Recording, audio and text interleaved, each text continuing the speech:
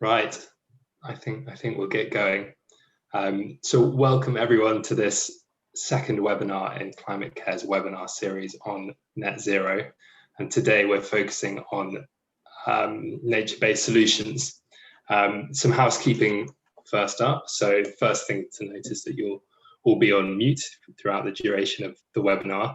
You can, however, ask questions if you use the Q&A function at the bottom of your screen, and we'll put those to Rachel, our guest and expert, at the end of the webinar. We'll be speaking for about half an hour. We've got 20 minutes focus on us presenting, and then 10 minutes of questions at the end. The final thing to notify you of is that this webinar is being recorded and will be distributed to all of the people who have signed up after we're done with the recording. Great, so as I said, the focus today is on nature-based solutions, and I'm very pleased to be joined by Rachel Nutter, who's our Director of Nature-Based Solutions. Rachel, if you'd like to introduce yourself. Yeah, hi there, good afternoon everybody. So I've been working in nature-based solutions, project development for coming up to 3 years now. Before that I was spent quite a few years in solar project development, and I've been in the low carbon technology space for many years of my career. Looking forward to talking this afternoon. Thanks very much, Rachel.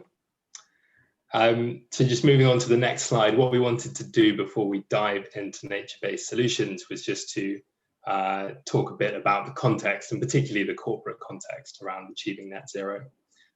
First up on the need for action, and I won't dwell on this because I think that most people on the call are probably convinced of the need to tackle climate change, but a quick reminder that at the moment, if emissions remain unabated, we're on a trajectory for 3.5 degrees of warming by the end of the century, which will lead to climate breakdown. In order to tackle that, we need to achieve net zero by mid-century at the latest. And just working backwards from that, we know that to have a good chance of reaching that net zero target, we need to have halved emissions by 2030. So that's reducing the equivalent emissions of the United States, the European Union, and China by 2030, which is, that is the challenge of our time. If you go on to the next slide, please, Matt. What we want to say is just that, we're really enthused by how corporate organizations and organizations across the piece are really rising up to the net zero challenge. And what's emerged is best practice pathway to net zero, which we've set out on this graph here. So what you can see is on the y-axis, you can see tons of carbon emissions. Then on the x-axis, you can see time.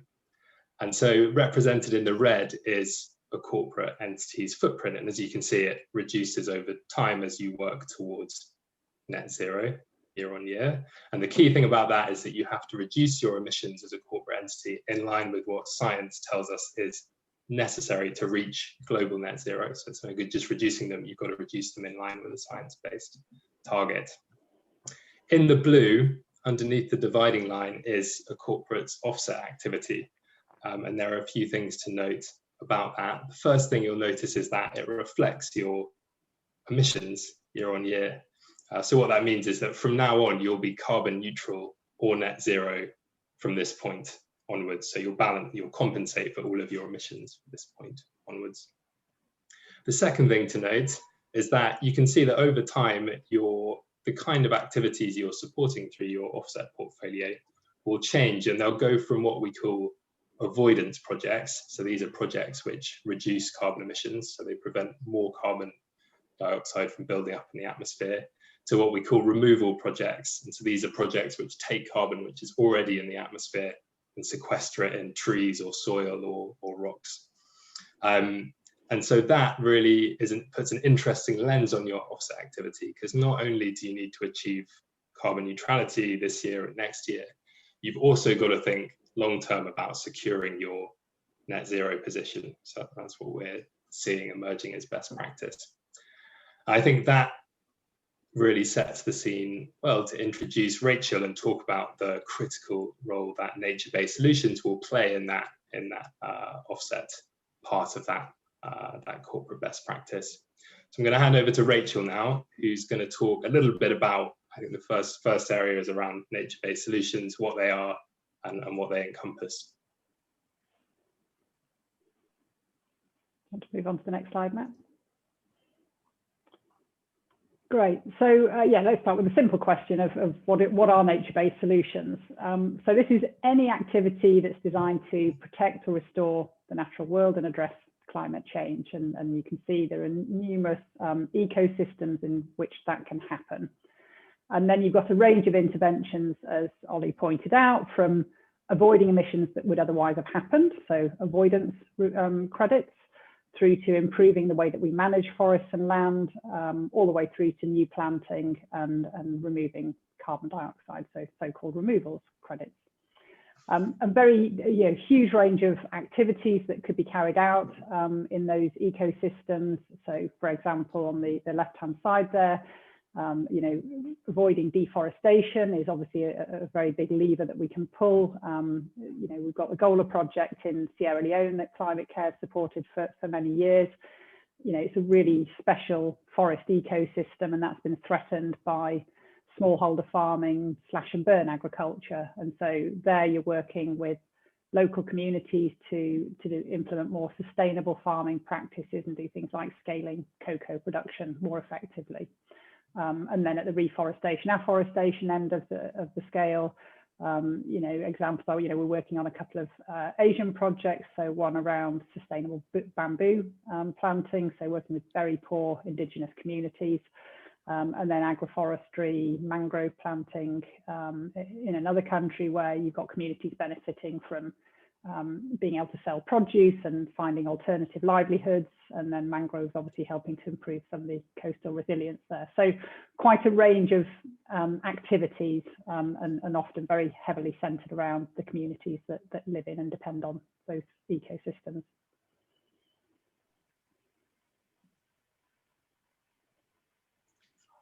Can you move on to the next slide, please, Matt?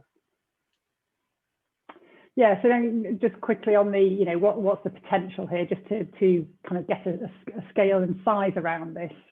So nature-based solutions could make up to almost 40% of the carbon dioxide emissions that we need to deliver by 2030 if we're going to keep below 2 degrees C warming. And the thing I find striking about this is the cost of doing that. So actually, half of that could be done at less than $100 per tonne, which seems like a lot today, but I think in 10 years' time might not seem like such a lot.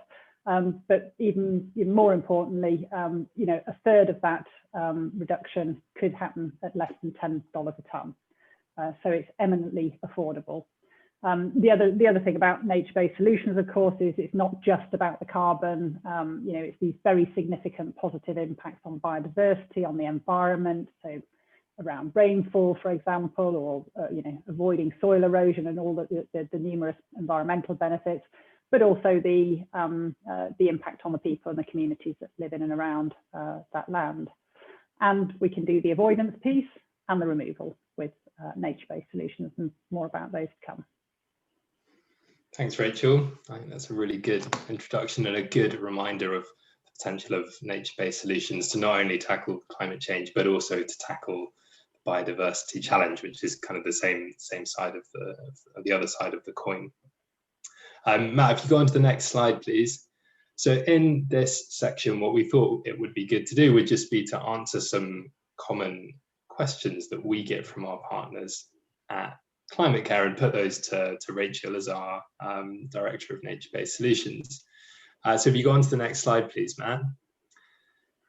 The first question is really, we know that at the point of net zero, in order to achieve net zero, you'll need to balance your residual emissions with removals. So you need to balance your emissions with projects that take carbon out of the atmosphere and sequester it away.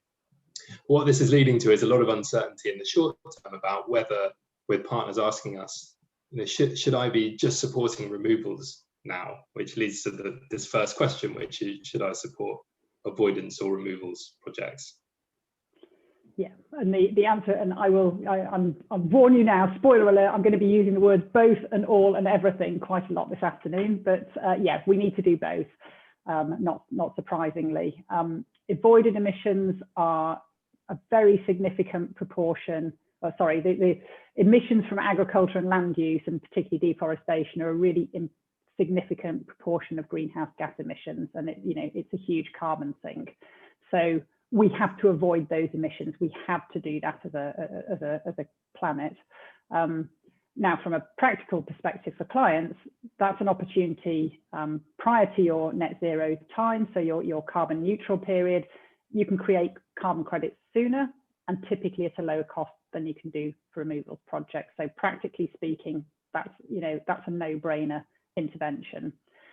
Removals are important. Obviously, reforestation, afforestation presents the greatest potential mitigation in terms of tons of all the NBS approaches. You couldn't do it again. It's all everything and all together. You can't just pick and choose, but that is it's a very significant portion of our ability to sequester carbon, and you need it for clients. You need that for net zero.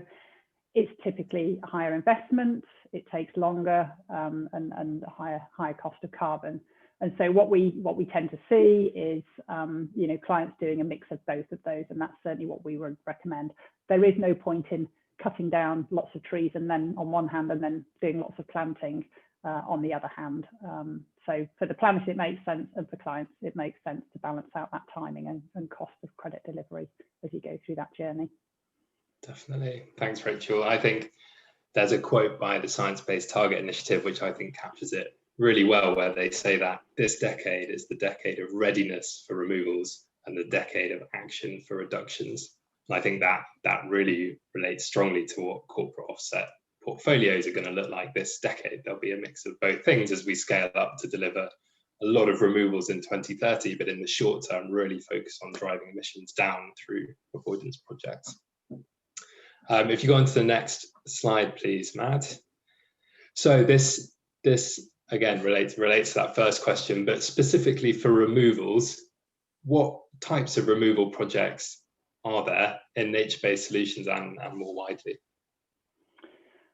So there are mechanical and geoengineering and all sorts of solutions that are in development, as well as nature-based solutions. So you've got things like direct air capture, carbon capture and storage, enhanced weathering, all sorts of things that I'm sure people have come across. Again, we need it all. The magnitude of the challenge is such that I desperately hope that all of those things become economically viable and scalable, because we're going to need them. There isn't a silver bullet. There's no one thing that, gosh, if that came to fruition, it would solve all our problems. It's just simply not that straightforward, unfortunately. And they've all got different advantages. Not one is better than the other. They've all got their time and their place and their advantages. So, for example, if you've locked carbon dioxide into or under a rock, that's a pretty permanent sequestration. The flip side is, you look at something like nature-based solutions. It's available today. It's affordable. It can deliver a very significant proportion of the removals that we need, even when you take into account our need for land for, living and food and fibre and so on. Nature-based solutions give all of the other benefits that we've talked about. And, so essentially, everything's got its place, but nature-based solutions, kind of now's the time to get on with that, because it takes time to grow trees and sequester carbon. And kind of the challenge really is, how do we get that scaled as quickly as possible? Definitely. Yeah, and we talk about carbon markets and closing the time gap. So tackling climate change is a really time critical challenge. And we know that nature-based solutions right now offer us this route to scale that isn't going to be so immediate with mechanical removals. That doesn't mean that we shouldn't invest in mechanical removals, but we know that right now nature-based solutions can offer us significant climate change tackling potential. If you go on to the next slide, please, Matt. So this next question is, lots of organizations now are looking at their how they'll reduce their direct emissions, and then they know they'll have their residual emissions in their net zero year, and they'll need to balance those with removals. So the big question is, how do I get removals at scale to balance that, which can often be quite a sizable proportion of residual emissions left in your net zero year? Yeah, and this is a real sort of rubber hits the road question, and you know, the kind of numbers that people are talking about, clients are talking about, you know, they are significant in the context of removals projects.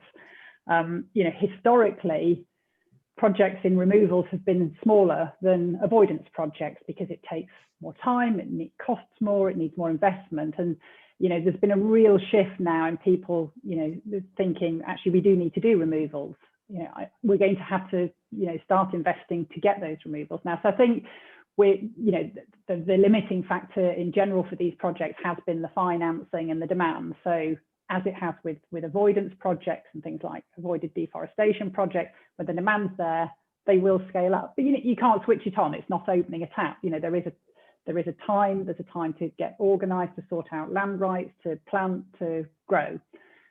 So you know, there is a lead time on it. And in terms of getting to scale, you know, conceptually, I find it helpful to think about 3 buckets, if you like, of the ways that you could approach this. And you know, on the one hand, on the left hand side there, you've got large scale planting. You know, here we're talking about how do you get to hundreds of thousands of tons per annum? So this is large scale. That could be plantations where you've got you know, commercial trees that you're taking timber, you've got timber revenues, or bamboo harvesting, you've got revenues coming from something else that help to support a more affordable carbon price. And that could be mixed with native trees and in there, and agroforestry in the mix as well, you know, and that blend, different blends are possible and different designs are possible. It just changes the cost, the contribution that you need from carbon to make that happen. And I must admit, you know, sometimes people, you know, have reservations around this kind of large scale planting, but I think the moment I completely changed the way I thought about this was when I learned a bit more about how much of industrial timber comes from plantations, and it's a little bit more than 20%. So the rest of it is coming from primary, you know, from primary forest. And timber consumption is increasing, and it's increasing more rapidly than plantation growth is increasing at the moment. And when you get into non-industrial timber, non-industrial wood, it's a very small percentage. So, you know, the world needs timber and building materials. The other place where you get large-scale planting is, you know, for example, on slope stabilization, preventing erosion, stopping desert encroachment, and a great example of that is the Great Green Wall Initiative in sub-Saharan Africa. So, you know, there are other reasons, and there's a lot of that happens in China as well. So, you know, there are other reasons why you might want to do large-scale planting. And again, it's all about what's the value of the other environmental attributes or the other products that are being brought, that, you know, you've got blended financing, people prepared to pay for different attributes. Then you move to the middle bucket, which you know, there you're in the sort of tens of thousands, maybe you start hitting the 100,000 sort of tons per annum type scale. But this is more, we'd say, the charismatic projects, but, you know, these are scalable, there are established models. This is around things like mangroves, woodlots. So for example, in Africa, where, you know, smallholder farmers would be encouraged to grow timber instead of cutting down primary forest for charcoal use. Agroforestry is a good model here. And these are, you know, they can scale. It's all about establishing land and carbon rights. It's engaging landowners, multiple communities. So that just takes time, but it can be scaled, and there are models that work. And that's what a lot of the projects have been up till now. And, you know, amazing sustainable development goal benefits as well. And then the last bucket is the innovation side of things. So things like salt marsh, sea kelp, soil is, you know, that really is a game-changing pathway. And, you know, there was a lot of work been done on how we measure and monitor, and methodologies developed around soil. But with these sorts of pathways, you know, this is more about really understanding the science, developing the methodologies for this under which you could certify, verify credits, how to measure, how to monitor, how to be robust in the science and the way that we calculate carbon savings and so on. So these are all things that have the potential to really scale in future. They're going to take some time to get there. So Rachel, just find is, yes, sorry, go ahead, Ollie. I was going to say, just so when you're looking at projects that you could develop today and their relative scales in these different buckets, just to give people listening an idea, what kind of scales are we looking at? Large scale, then you could be into the sort of hundreds of thousands of tons, potentially over time. In the middle bucket, you're typically in the tens of thousands of tons per annum, and there's a profile over time. It's not it's not the same every single year, but on an average. And then the third bucket, to be confirmed. There's more to be learned about that, but some of the soil projects can get to a reasonable scale. And we tend to see, we generally end up discussing with clients, as a sort of a mixture of those. People tend to want a little bit of a blend because it's about, finding the right volumes, finding the right timing, finding the right cost, and finding the right SDG impacts, and a portfolio often works. Absolutely. I'm aware that we promised everyone 20 minutes and we're at 21 minutes, so we'll go quickly on to the next questions. So this question was whether there's a lot of focus at the moment on developing new projects, but what are considerations in whether it's better to support existing projects that have already started or to develop new ones completely from scratch? Yeah, I mean, there are some amazing existing projects that still need funding, and you've got certainty, the projects are running, you can make long-term commitments to get access and more stable pricing, great for the communities and the projects. I guess the reason people invest in new projects is sometimes it's about exclusivity or wanting to be able to talk about creating something new. It can also be, take more risk to have a better pricing over the long term. So, that's a commercial choice. But I think in particular where people are looking at new projects, sometimes that is avoidance type projects, but quite commonly also removals projects, because of the lead time that's required, and not wanting to wait for 10 years time to find out that either there aren't any credits or they're extremely expensive. Sure. Yeah, and I think if you cast your mind back to that best practice diagram, and that each year you've got to deliver your carbon neutrality, and often that will come from existing carbon credits from existing projects, whereas your longer term net zero goal, you work on developing projects towards that. And I think even with avoidance projects, we're seeing, and I think one of the things that's probably the biggest change I've seen in the last sort of 6 to 12 months has been how far out clients are looking. It used to be if you had a client that looked out 3 years ahead, that was amazing, whereas now it's 10, 20, 30 years, which is utterly transformative for scaling up projects. Absolutely. Thanks, Rachel. Have you gone to the next slide, please, Matt? And this is a big question, and this is often where lots of our partners are engaging with ClimateCare and talking to us as experts. What are the challenges that you see with nature-based solutions? Yeah, I think the main thing is it's not a commodity, and there is no cookie cutter approach, and hopefully that's come through some of the discussion that we've had.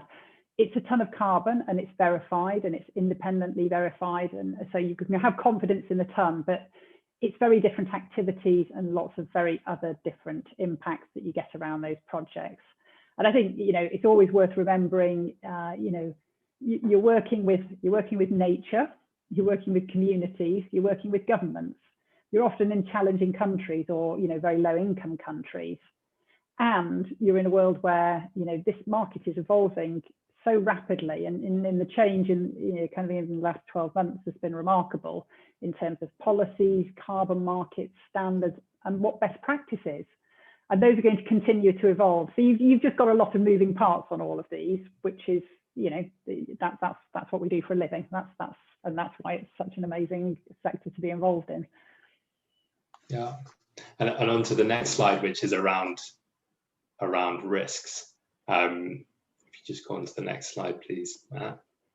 Yeah, and so this is how those challenges manifest. How do I minimize those risks?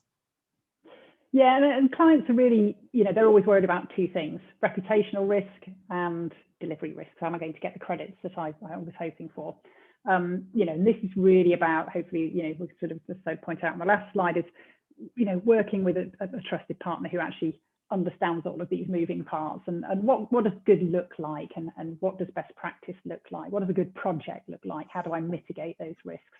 I think, you know, around reputational risk, this is really, you know, it's a lot about really doing good due diligence and on partners, on the projects, on the country, good project design, good governance, you know, looking at the standards that you use. So for example, you know, we're looking at a fairly new standard, FD Vista, and applying that to a project at the moment, which is more about new methodologies and verification of SDG targets, which is, you know, very important to some clients. On the delivery risk side, you know, again, you know, come back to portfolio approach, geographic mix, etc. Really being able to knowing how to select the right local implementation partners. There's always someone who's doing, you know, has to be doing the work on the ground in the communities, and so finding the right people, managing them. And then the other one is around commercial structuring and making sure that the kind of the money flows help mitigate the risk and align everyone's incentives. So, you know, there are lots of things that we can do to mitigate those risks. Excellent. Well, thanks, Rachel. If you go on to the next slide, Matt, I'll just 3 things that have stuck out for me during this discussion has first been something that I think everyone knows, but is that, you know, nature, what we call nature-based solutions, but fundamentally nature is just going to play this and does play a critical role in a healthy, stable climate system. But not only that, it goes beyond that in tackling problems like biodiversity, for example. So I think that's the first thing. The second thing is that, and particularly regarding nature-based solutions, we need avoidance projects and we need removals projects, because we need to protect the natural world that we have at the moment, and we also need to enhance it by growing trees and creating new ecosystems. And the third thing is really, Rachel, you said it recently, but what's really changed now is the long-term lens which organizations are looking at this with. And I think, again, that reflects the demands of nature-based solutions, where it's not a tap that you can turn on and turn off. You need to think about planting trees now and they'll grow over the next 20, 30 years. And I think that's why we're seeing corporates make commitments to developing projects over that length of time and thinking on that kind of time horizon, in line with the climate challenge and the net zero trajectory that we're all on. So that's the end of us presenting, and we will now move on to questions. I must confess, and I don't know if Matt, who's on the line, can help. I can't see any questions coming through, so do send them through if you do have them, or Matt, do chip in if you can see them, and that's a technical glitch for me. But Rachel, my first question for you. Oh, I can see one on the chat on the right hand side, actually, not in the Q&A box, but in the chat box there is a question in there. Excellent. We will come to that, and please do send your questions in. I mean, Rachel, my first question for you was, with, you know, you expressed it when you were talking, with these more kind of plantation or tree planting at scale type projects, how do you distinguish which ones are good ones and which ones we feel a bit kind of queasy about and wouldn't necessarily support, in the greater context that we need these type of projects as a climate solution? Yeah, I think there was some recent work done by the Botanic Gardens conservation group, including people like Kew Gardens, you know, very much focused on the right tree in the right place. You know, I think that's just a really simple, it is a really nice summary of it. It's, you know, thinking about, you know, what's the impact of that planting on, for example, water, on biodiversity, on flora and fauna. So, you know, there's some things you can do in the due diligence and the design. It's thinking about, you know, what's the alternative uses of the land? What was here before? You know, what's the right mix of species? So, you know, making sure you've got resilience for pests, for example, from climate change, and pests as a result of climate change. So it's about, you know, local knowledge, specialist knowledge, and making sure you've got enough diversity. And I think the other one is thinking about, you know, as we talked about before, you know, what's the right mix of just doing, you know, you can do all eucalyptus, but actually you can have smaller areas, you can break it up, you can have areas that you leave, you know, there's a comment, and you can just slide the scale on how much that costs you. But yeah, it's finding that right balance, and you know, that's the purpose of carbon finance, is to be able to do those, you can afford to do those things that are a little bit different. Definitely. Thanks, Rachel. We've got some questions coming in now. One you'll be very familiar with is around additionality and permanence, which are two kind of key concepts to carbon markets, but they're particularly pertinent for nature-based solutions. So what are your comments on how we ensure additionality and permanence in the kind of projects that we work with? Yeah, and it's all about the standards, and we only work to the standards that sort of the highest voluntary carbon market standards that are supported and approved by ICROA, the international organisation, and that contains the standards require you to go through a very systematic risk-based approach to making sure to looking at what the fundamental drivers are and the risks to permanence and how you can demonstrate a case. There is buffer allowances on a risk-based basis, so that if there is a catastrophe, that there's a sort of insurance pot for the industry. So there are some very sensible measures in place there. And in terms of additionality, it's all about looking at what are the alternative uses of that land, how the effect that carbon has in overcoming the barriers to that project happening. So it's it's kind of a tried and tested path. The standards continue to evolve, they continue to improve, but there are some good approaches in there. Yeah. Thanks, Rachel. I think another kind of theme in questions I think I can see is around to what extent we see the kind of projects we're supporting, to what extent should we be supporting mitigation versus adaptation? Yeah, I mean, as ever, I think we have to do all of this. I mean, it's very easy to be, and I think with all of this, you have to have an air of pragmatism. If we wait for everything to be sort of perfect and solved and do things sequentially, it's all going to be too late. And I think we have to work with be somewhat pragmatic and say it's better to get on and do something. And we will. There's no point in thinking, well, this is all going to be perfect. We'll have sorted it all out. We won't need any sort of adaptation. Yes, of course we're going to need adaptation. The climate is changing around us, so there's lots of amazing work going on around crops and tree species and so on that can survive in a changing climate. So there, the world can't really, I think, afford to do anything else. And there's plenty of money coming in. It's again, this has been a dramatic change in the last 12 months, and I kind of always did look back a little bit to my life in solar. The reason solar power has been so enormously successful, it was seeded originally by government tariffs and support, but the reason we've got so much power, renewable power, is because people can make money out of it.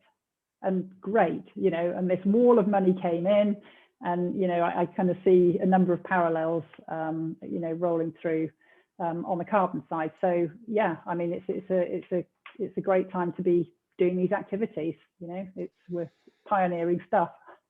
Definitely, and I do think that is part of the reason why offsetting is particularly applicable to forest conservation, is that these aren't areas which naturally benefit from capital flows in the same way that renewable energy does, for example, and therefore it's not going to be in anyone's kind of their direct activities as an organization necessarily, so it won't be focused on in the same way that it can be through offset strategies and through carbon markets and through compliance markets.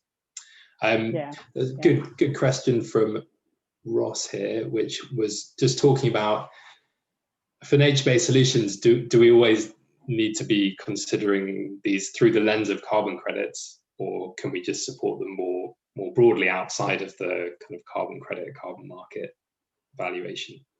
Yeah, and that's a great question. I guess for corporates, it gives them something tangible and measurable, but we do have clients who they want to be able to invest in a particular project because it has some resonance with their customers, some resonance with their project, with their products. you know, so we do see that, and then people aren't doing it necessarily for carbon credits. I guess in a lot of companies it makes it more, it's more definable and tangible and so on. And it's, you know, it's auditable, it's verified, it's defensible in terms of making claims. But you know, I think, you know, things like SD Vista are very interesting, where, you know, you start to develop methodologies and be able to make auditable claims about SDG impacts, which, you know, that's a different thing. And so I'm sure there will be, you know, there will be a range of ways that people can do this. At the moment, it's, you know, how it goes. Somebody in a sector says, I'm going to be net zero carbon neutral, whatever it is, and competitors tend to want to follow that. So yeah, and we do see clients doing a little bit of both, to be perfectly honest. Yeah, and I certainly think a strength of carbon markets and of offsetting is this concept of proportionality, so that you should compensate for emissions equal to your footprint. Whereas with CSR type activities where companies are sponsoring those, your CSR activity doesn't necessarily need to be proportional to your impact. So I think there's definitely room for carbon-based funding of nature and other ways of funding nature, so long as there's proportionality to your impact and to the challenge. A next question from Nathan, who asks, do you expect the demand for offsets to overtake their availability? Oh, there's a great question. So when I started in this kind of a few years ago now, you know, if you had demand, you were king. Demand was all. And you know, projects would kind of, they get by year and didn't have visibility on money coming through from year to year, which is really tough. You know, you're dealing with often quite poor and vulnerable communities, and you know, you're hoping you're going to get money to them each year. Whereas I'd say that balance has shifted quite significantly in the last 6 to 12 months, where you know, projects are, you know, the supply side is getting more constrained, and we're certainly seeing, I think it's a combination of the amount of demand, but also how far ahead people are prepared to look.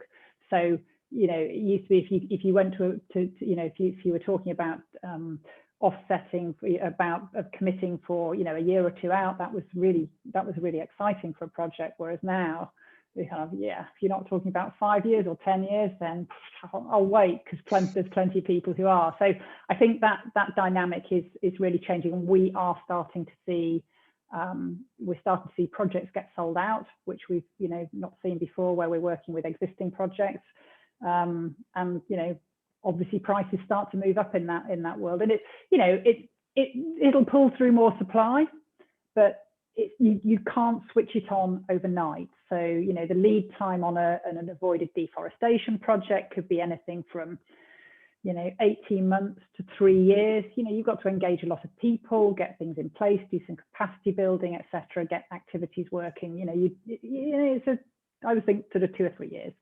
You know, if you're planting trees, then, you know, if you're looking at fast growing species, then you've got to do all of the design work, get the land, set up nurseries, etc., etc.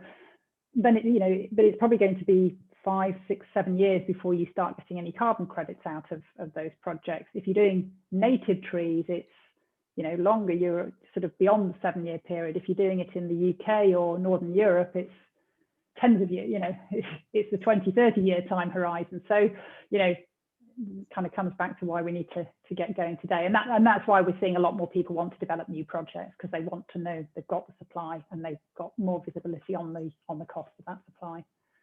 Absolutely. I mean, that's what I was going to say on my side of ClimateCare. If you like interfacing with the organisations that fund the projects, is that lots of organisations are looking towards project development now, exactly as you say. They're seeing this trend of constricting availability, which means there isn't going to be a pool of carbon credits that you can dip into when you like. So the answer to that is to develop your own projects so that you can see your costs and you have security of your credit supply over time.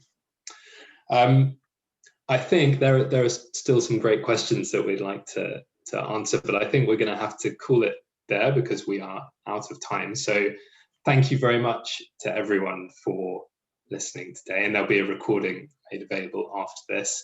And a big thank you to Rachel for joining us. Pleasure.